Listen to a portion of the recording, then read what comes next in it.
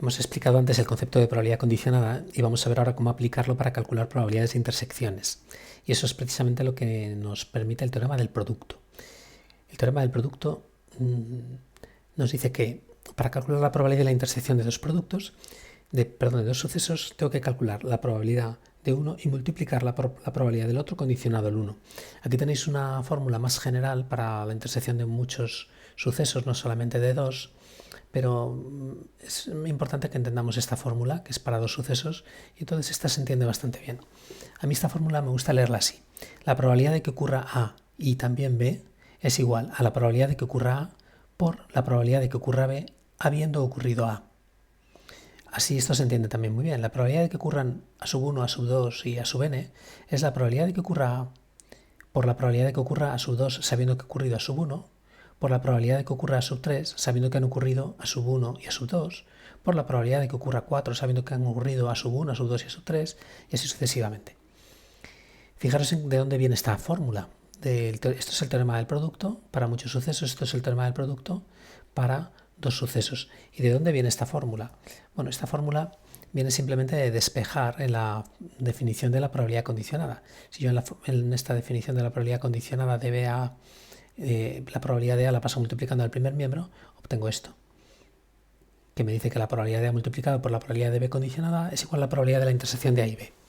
Fijaros en que podía también llegar a la probabilidad de la intersección a partir de la otra probabilidad condicionada, la de A condicionado a B, porque como dijimos antes, los numeradores son los mismos. Entonces, si yo aquí la probabilidad de B la paso multiplicando al primer miembro, entonces obtengo esto. Y entonces fijaros en que la probabilidad de la intersección de A y B la puedo obtener de dos formas. Claro, yo puedo decir la probabilidad de que se obtenga A y B es la probabilidad de que se obtenga A por la probabilidad de que se obtenga B habiendo antes obtenido A, pero también puedo decir que la probabilidad de obtener A y B es la probabilidad de obtener B por la probabilidad de obtener A habiendo antes obtenido B.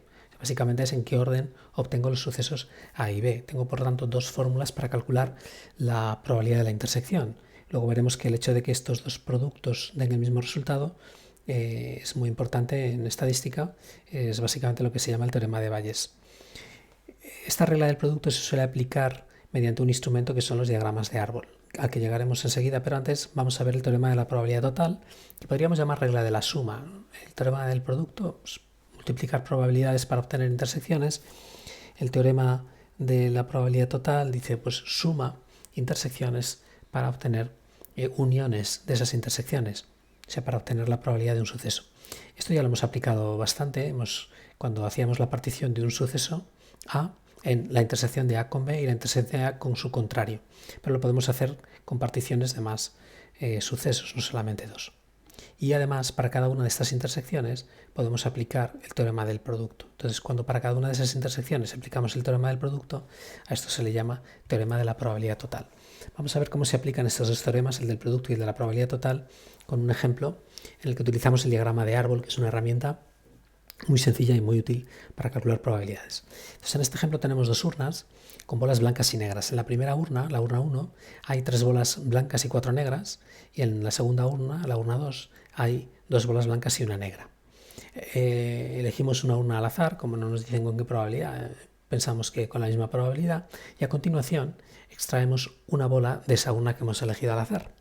Y nos preguntamos cuál es la probabilidad de que esa bola extraída sea blanca. El experimento tiene dos fases y fijaros en el árbol lo que hacemos es ir dibujando una rama por cada una de las bifurcaciones que nos encontramos en cada fase. En la primera fase tengo que elegir una urna. Tengo dos posibilidades y junto a la rama escribimos la probabilidad de seguir esa rama desde el punto anterior. Entonces al principio tengo un 50% de probabilidad de elegir la urna 1 y un 50% de probabilidad de elegir la urna 2. Vale, ahora supongamos que hemos elegido la urna 1. Ahora extraigo una bola al azar de la urna 1 y como tengo 3 bolas blancas de 7, tengo 3 séptimos de probabilidad de sacar una bola blanca y 4 séptimos de probabilidad de sacar una bola negra. Sin embargo, si hubiésemos elegido la urna 2, al sacar la bola tendríamos 2 tercios de probabilidad de que fuera blanca y 1 tercio de probabilidad de que fuera negra, porque hay 2 bolas blancas y una bola negra. Fijaros en que estas probabilidades, por ejemplo 3 séptimos, son probabilidades condicionadas. Esta probabilidad de sacar una bola blanca de 3 séptimos es de la urna 1. Es decir, es la probabilidad de sacar una bola blanca suponiendo que hemos elegido la urna 1, con la condición de que hayamos elegido la urna 1, porque si la urna elegida fuera la urna 2, la probabilidad de sacar una bola blanca sería 2/3. Es decir, que son probabilidades condicionadas. Siempre las probabilidades de las ramas del árbol son todas probabilidades condicionadas, condicionadas a que se ha verificado el suceso de la fase anterior. ¿Cómo utilizamos el teorema del producto y el teorema de la probabilidad total en el árbol?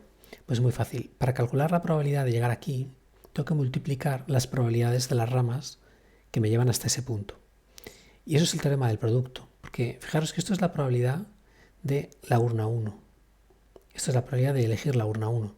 Esto es la probabilidad de que me salga una bola blanca suponiendo que he elegido la urna 1. Bueno, se ha quedado un poco larga. Y si yo multiplico estas dos probabilidades, si multiplico la probabilidad de elegir la urna 1 por la probabilidad de sacar una bola blanca suponiendo que he elegido la urna 1, ¿qué es lo que estoy calculando? Lo que estoy calculando es la probabilidad de la intersección urna 1, intersección, bola blanca. Es decir, la probabilidad de que elija la urna 1 y saque una bola blanca. Multiplicando las dos probabilidades, tengo la probabilidad de este suceso, que es sacar una bola blanca de la urna 1. Y eso es 3/14, un medio por 3/7. Vamos a hacer lo mismo con la urna 2. Esto es la probabilidad de elegir la urna 2.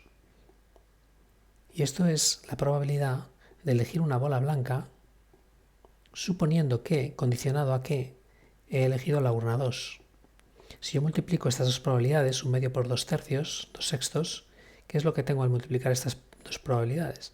Pues lo que tengo es la probabilidad de la intersección de la urna 2 con bola blanca. O sea, la probabilidad de sacar una bola blanca de la urna 2, 2/6. El hecho de que podamos multiplicar las probabilidades de las ramas nos lo permite el teorema de la probabilidad total, que nos dice que para hallar la probabilidad de la intersección multiplicamos la probabilidad de un suceso por la probabilidad del segundo condicionado al primero. Por tanto, las probabilidades de las hojas del árbol, que son intersecciones, son los productos de las probabilidades de las ramas que tengo que recorrer para llegar hasta ahí. O sea, esta probabilidad, 3/14, es un medio por 3/7. Esta probabilidad es un medio por 2/3, 2/6. Nos preguntan cuál es la probabilidad de que la bola sea blanca. Hay dos maneras de obtener una bola blanca, de la urna 1 y de la urna 2. ¿Qué es lo que tenemos que hacer? Pues tenemos que sumar estas dos probabilidades. La probabilidad de sacar una bola blanca de la urna 1 más la probabilidad de sacar una bola blanca de la urna 2. 3/14 más 2/6, 23/42.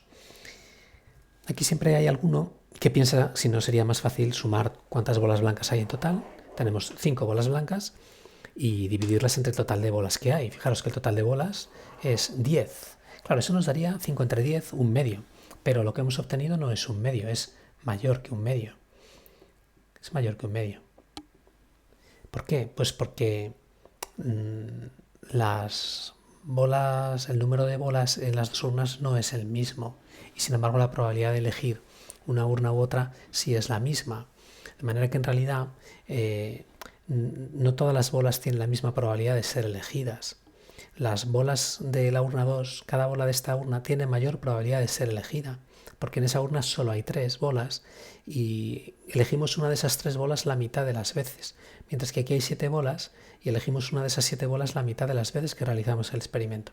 O sea que estas bolas son más improbables, estas son más probables, y como entre estas que son más probables tenemos 2 blancas sobre una negra, el doble de blancas que de negras, pues eso desequilibra la probabilidad y hace que sacar una bola blanca sea más probable que sacar una bola negra. Bueno, aquí tenéis una colección de ejercicios para el próximo día en el que vais a aplicar ese concepto de probabilidad condicionada con dos tipos de ejercicios, algunos que resolveremos aplicando fórmulas, como ya hemos visto en el tema anterior, y otros que resolveremos con diagramas de árbol o con tablas, que también hemos visto algo en el tema anterior.